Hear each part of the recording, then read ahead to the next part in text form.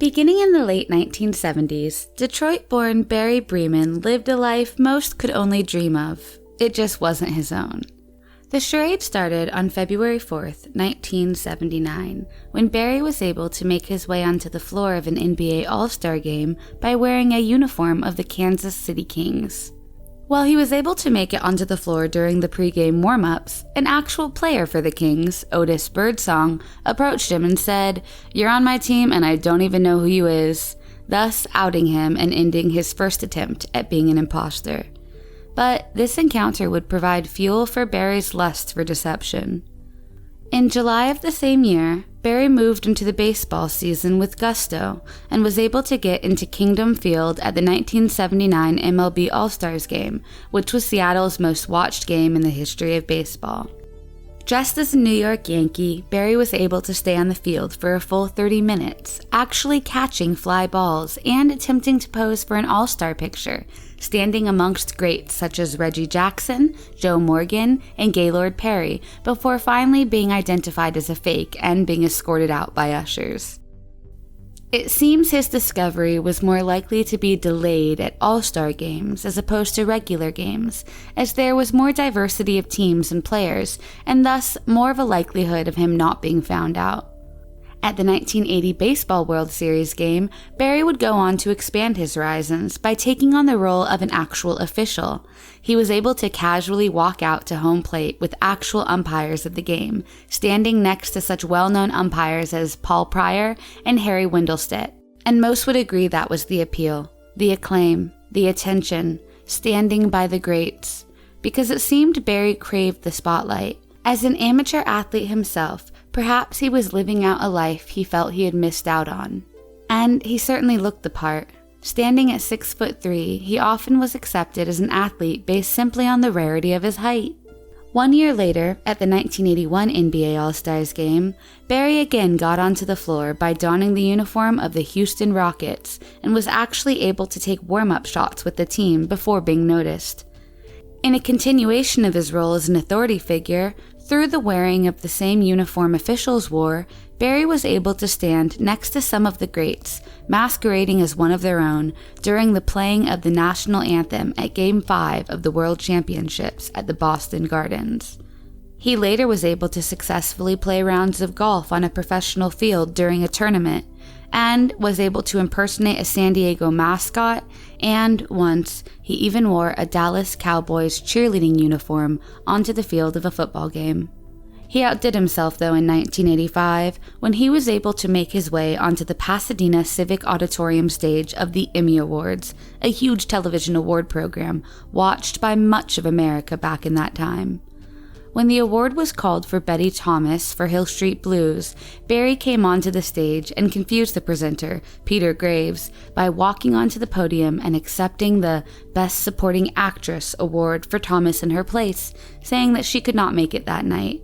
He was fined $175 for the so-called prank, and simultaneously amused and confused millions.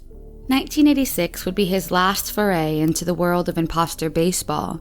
He put on the uniform of the New York Mets at the Astrodome and was able to get onto the field, where he shagged flies for a bit before being confronted by manager Tommy Lasorda, who was not persuaded when Barry said it was just his intent to get one chance at a hit during batting practice.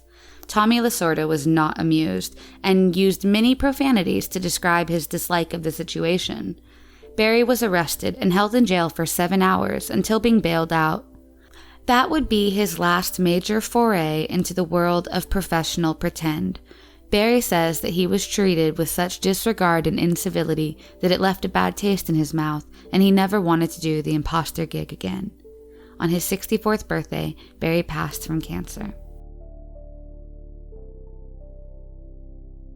Mamoru Samuragochi, born in Japan in 1968, has been credited with popular soundtracks on video games, such as on Resident Evil DualShock, as well as on Omnimusha Warlords, and he would have been remembered as a talented but probably unremarkable composer if it wasn't for one characteristic: his deafness. Finding his footing as a celebrity composer in the mid-90s, Samarangochi played the part of a tortured artist, someone who loved music but couldn't hear the music, could only feel it. Most of his life he had claimed to be a Beethoven of such, after having gone fully deaf at the age of 35 due to a degenerative condition caused by migraines. He astounded people with his beautifully poignant music, which touched millions and was used in popular works and unofficial national anthems. Despite his disability, he was able to compose music using what he described as his, quote, absolute pitch, and he supposedly used this skill to compose such hits as Symphony No. 1 Hiroshima, a tribute to those lost in the 1945 bombing of what would later become his hometown.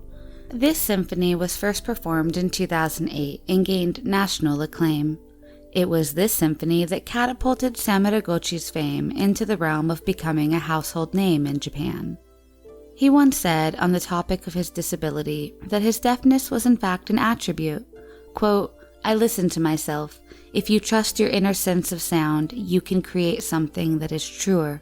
It is like communicating from the heart. Losing my hearing was a gift from God. Samarangochi had previously enjoyed being hailed as the Beethoven of the digital age and reveled in the attention. But then scandal hit. It was revealed that not only was he not a composer, he couldn't even write sheet music, but he wasn't even deaf. He was completely hearing.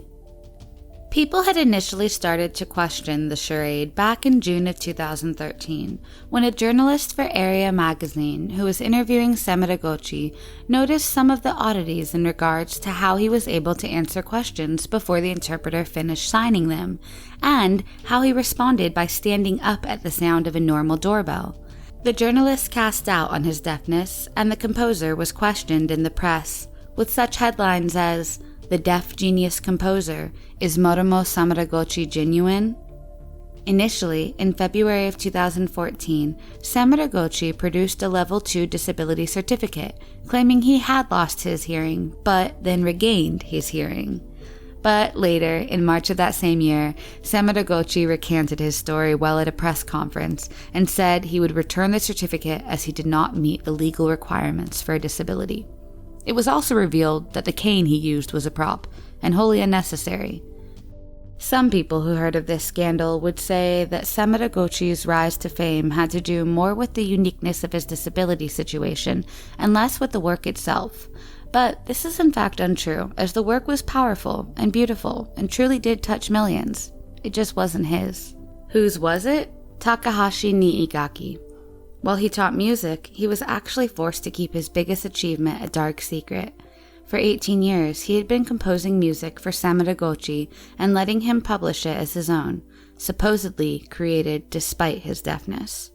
The real composer, Niigaki, eventually came clean when a popular figure skater was slated to use one of his songs in the 2014 Winter Olympics.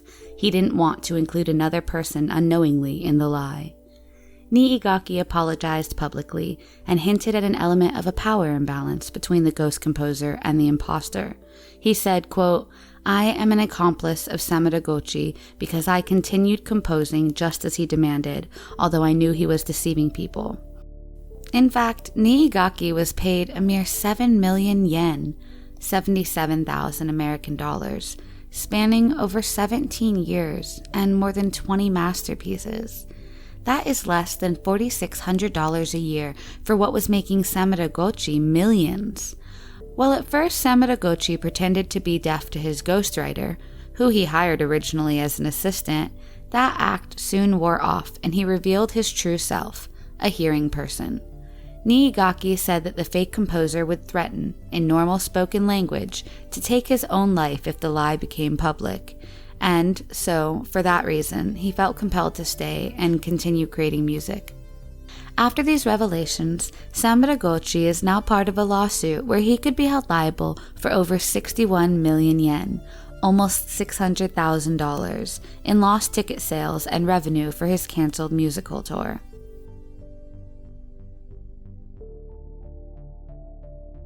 Gerald Barnbaum lived a fine, if not mundane life as a pharmacist. But in 1971, he was convicted of medical fraud through Medicaid and had his pharmacist license revoked.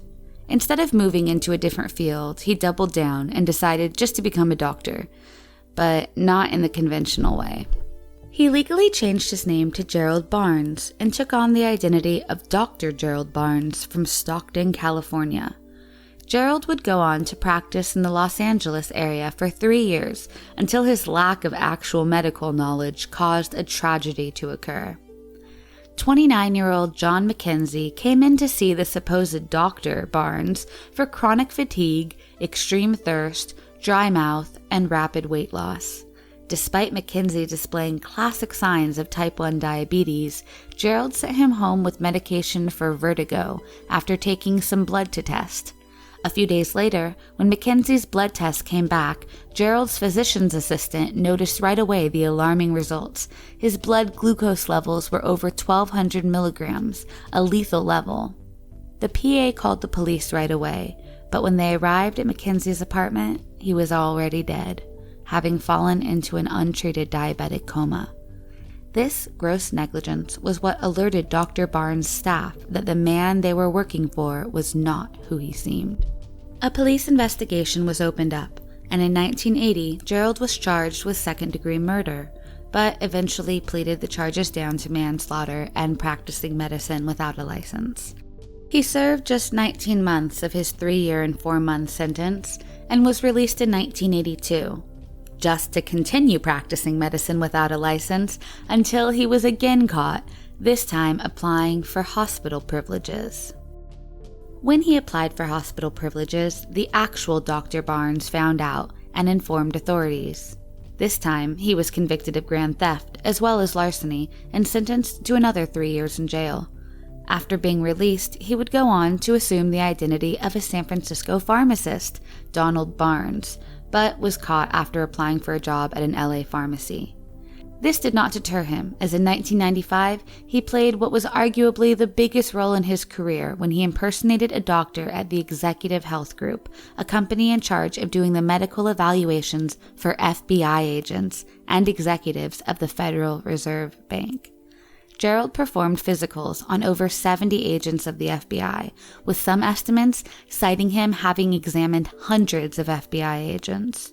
The truth eventually caught up to him, though, when an investigator from one of his old cases retired, and a new and eager detective inherited the case files and tracked Gerald down.